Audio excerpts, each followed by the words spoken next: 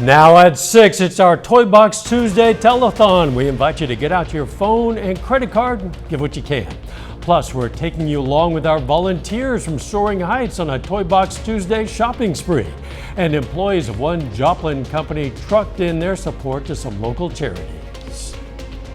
The 4 states' most watched news starts now. The phone lines are open right now. Hello, volunteers. This is your chance to help make this a brighter Christmas for a child. Today is our last Toy Box Tuesday of the year. Volunteers from Bishop and Hayes and our own Tanya Bach there is helping us answer the phones. Have your credit card ready, then simply call to make a monetary donation of any amount.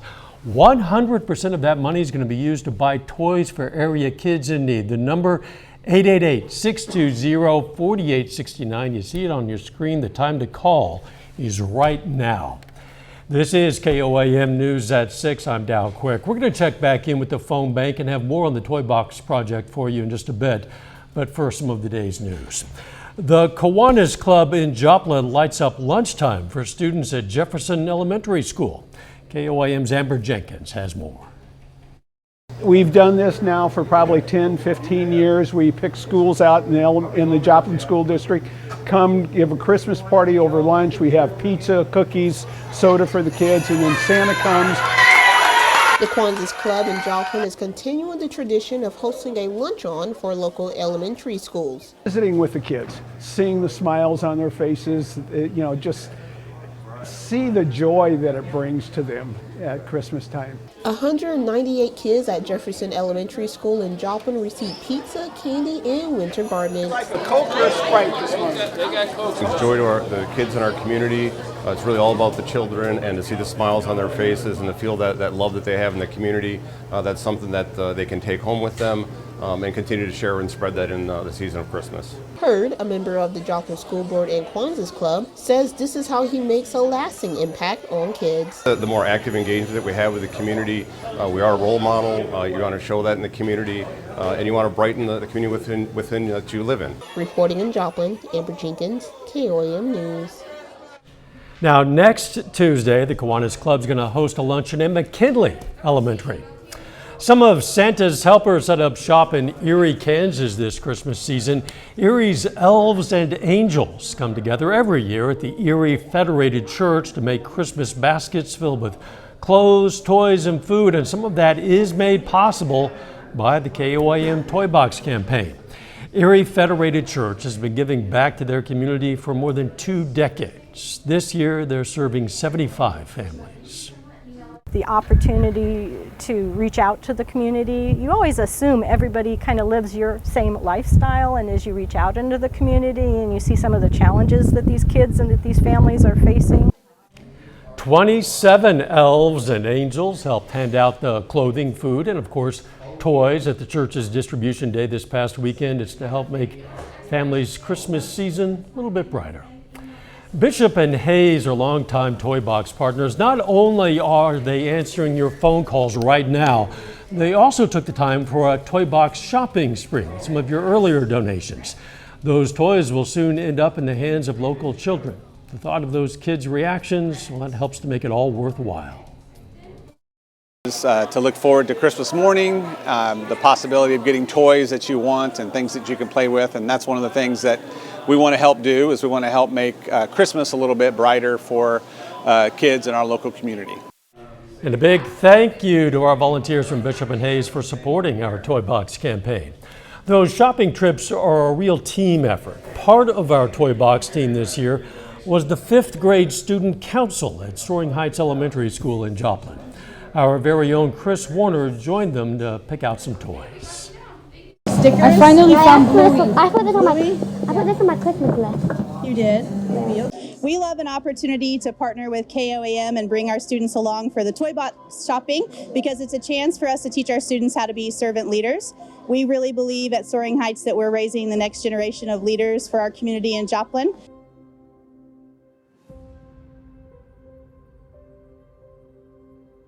We finish up, our students are so proud. They talk all day long with their peers and their families about how great it felt to give back to their community. We also hear them after the days following this event with their ideas on what our school can do in order to support families in the community. I'm just thinking how someone's gonna get real lucky with that big old dog. That we get to help other people that don't get Christmas presents. At least just give them something that they never had and just make sure that they're happy. We're really grateful to be a part of this. We're proud of KOAM and the work that you're doing in our community, so thanks for letting us partner with you.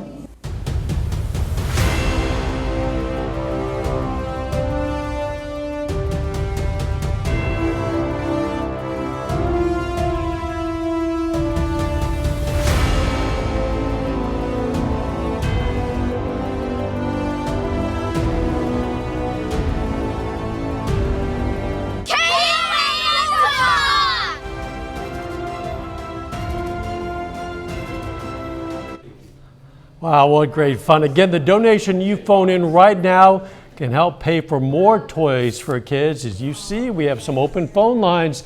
Any donation makes a big difference, so please call right now. Nice weather today, and it's going to continue. Chief Meteorologist Doug Heddy. Yeah, it actually turned out to be a pretty good day for us today. Temperatures 4 highs, most of us upper 50s to near 60 degrees. 51 now. In Joplin. Pittsburgh has dropped back to about 48 degrees, but overall it looks fine as we go through the evening hours. Northern counties a little bit cooler, hanging on into lower 50s in our southern counties, and the winds kind of an easterly wind at about 5 to 10. Now we did get a lot more clouds in here as we worked into the afternoon hours, and that is going to be the trend over the next few days, the beginnings of our next storm system, which will affect us late in the week. If you are going to get out this evening, it looks fine. Sliding back through the 40s, eventually into the upper 30s later on tonight. Of course, we're going to look at our next storm system all coming up here in just a bit. Catching a few, the employees of a Joplin trucking company today gave back to local charities. For 30 years, CFI has hosted a holiday giving campaign called Truckloads of Treasures. It's a chance for employees to make donations that are given to charities, and this year they raised more than $21,000. CFI has always been about community, and we want to reach out to our community and help the people around us and give back to others who are less fortunate, and our employees are very passionate about it, and we just love helping others. The charities receiving those donations include the Salvation Army, the Boys and Girls Club, Ronald McDonald House, and the Joplin Humane Society. Coming up, the Gorilla Girls have a chip on their shoulder this season. After rankings come out, John's going to have details for us in sports. In the meantime, don't forget you can donate to our Toy Box campaign right now. We want to recognize some of you who've already given. Bill Yost of Webb City gave $100. He is 93 years old and still giving back. Loretta Gotches of Dunaweg, thank you for your $50 donation. Forrest and Tina Berkery of Arcadia, $25. Thank you. Charles Bloodworth of Joplin, $50. And Patrick O'Brien of Pittsburgh, thank you for your $100 donation. Any amount helps make sure every child in the 4 states has a Merry Christmas. Your donations are coming in. They're going to help us provide toys for an awful lot of families, kids in need. Want to recognize some more contributors. Andre Damrell of Jasper County, $25. Eddie and Carlene Johnson of Airport Drive Village, thank you for your $50 donation. Every donation makes a difference. Moving on now, authorities arrest a man in connection with a shooting incident at a Pittsburgh bar back in August. Around 3 this afternoon, U.S. Marshals arrested 33-year-old Jemin Allen in Pine Bluff, Arkansas. He was wanted on a felony warrant for first-degree murder in connection with the August 20th shooting death of Justin Krogan.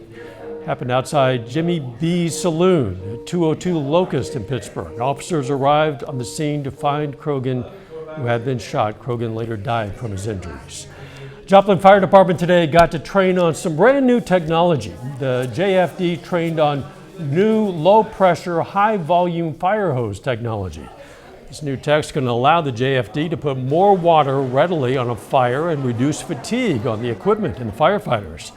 JFD training chief says the training is going to make it a little bit easier to use that technology when the time comes. The Joplin Fire Department looks to have that new technology on the trucks by early spring.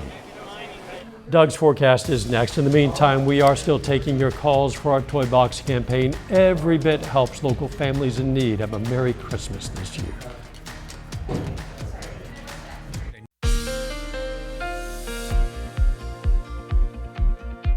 Well, it turned out to be a nice Tuesday for us today. We did get some clouds in here during the afternoon, but overall temperature is great. Highs for most of us right around 60 degrees, which, hey, we'll definitely take. Nice shot. This is downtown. We're using our Cornell Arts and Entertainment Complex Tower Cam.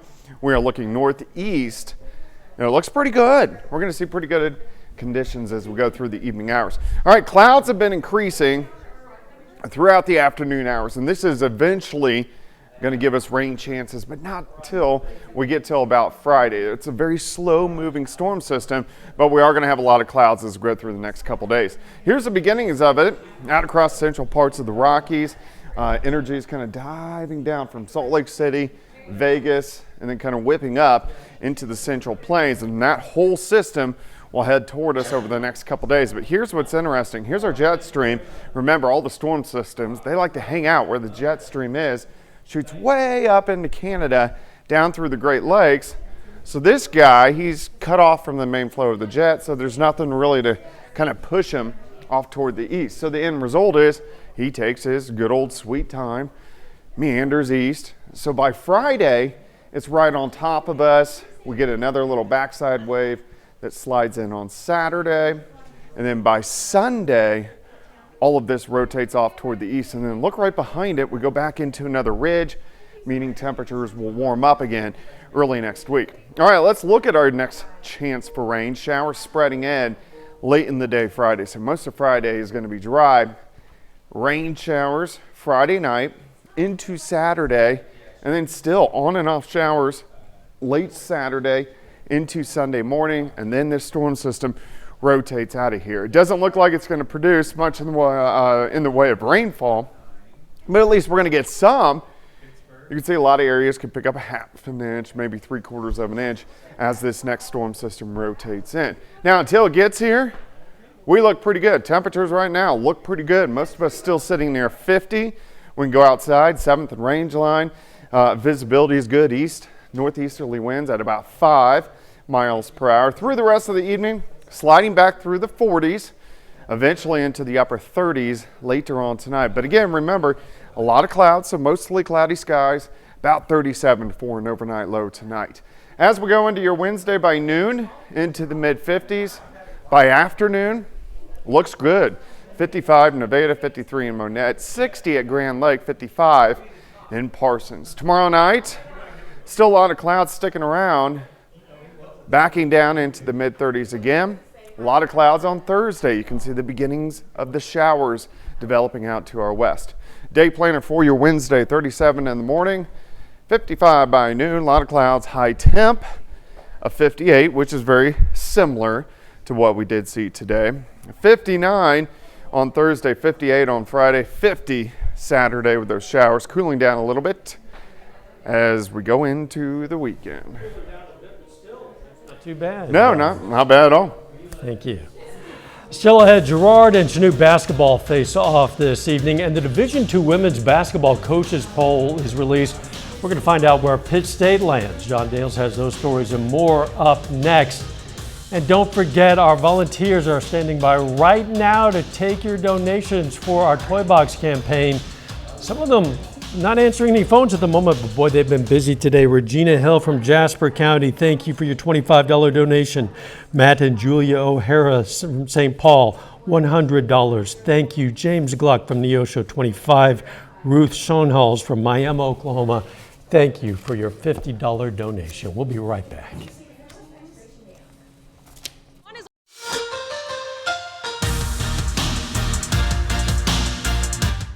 Girard and Chanute boys basketball each enter tonight undefeated in their first few games. The Trojans are 3-0, the Blue Comets are 2-0. Only one of them can remain unbeaten though as they face off with each other. Tonight at Girard High School, it's a doubleheader. First, the Trojans girls face the Blue Comets.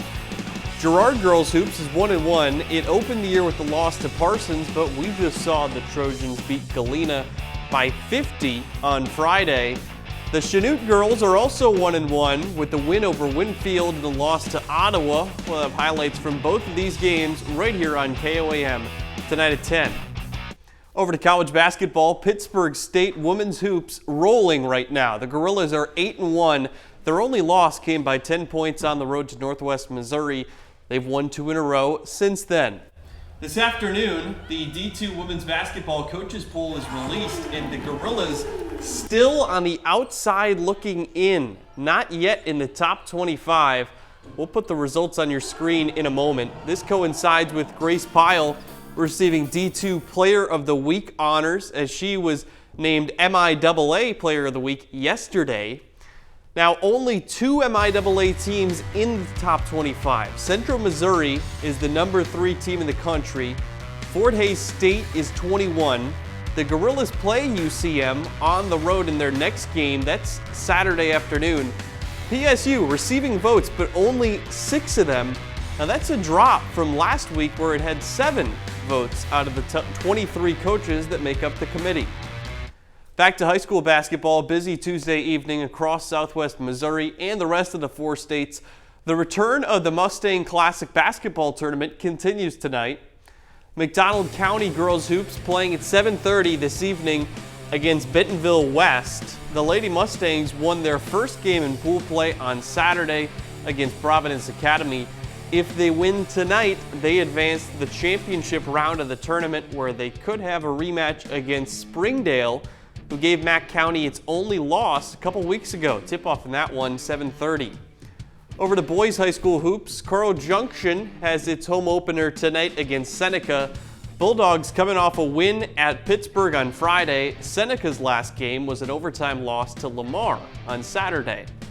And lastly, we go back to Kansas. Pittsburgh girls and boys hoops hits the road tonight to face Coffeyville. The Golden Tornado boys team just went 2-1 in a tournament in Oklahoma last week. Coffeyville girls hoops also only has 1 loss, while Pittsburgh girls basketball trying to get its first win of the season. That's it for sports. In the meantime, our volunteers are standing by to take your donation. Any amount helps. Make sure a child in the 4 states has a Merry Christmas. We're back after this. Here's a look at what's coming up on KOAM News at 9 on Fox 14. A former Missouri State Senator announces his candidacy for Lieutenant Governor at an event in Joplin. Plus, the Joplin city officials hold a public meeting to discuss design guidelines related to neon signs in downtown Joplin's historic district. Those stories, a lot more, of course. It's coming up tonight. KOAM News at 9 on Fox 14. Now, as we wrap up this newscast, you do still have time to get in your donations to our Toy Box campaign. You can also call during KOAM News at 9 on Fox 14. We cannot possibly thank enough and recognize all of you who've called in during this newscast, but I want to mention one in particular. It was a lady who asked to be identified only as a lady who moved here from California. She now lives in Joplin. She gave $200 to benefit the children in her new community, and we thank her so much. We also thank Derek Hurst from Liberal. He gave $10 and challenged all other motorcycle riders to do the same. A lot of challenges like that. I always like the challenges, and of course, people, you guys can do it again tonight at 9. Yeah, we'll see you then. Let's make it a great evening.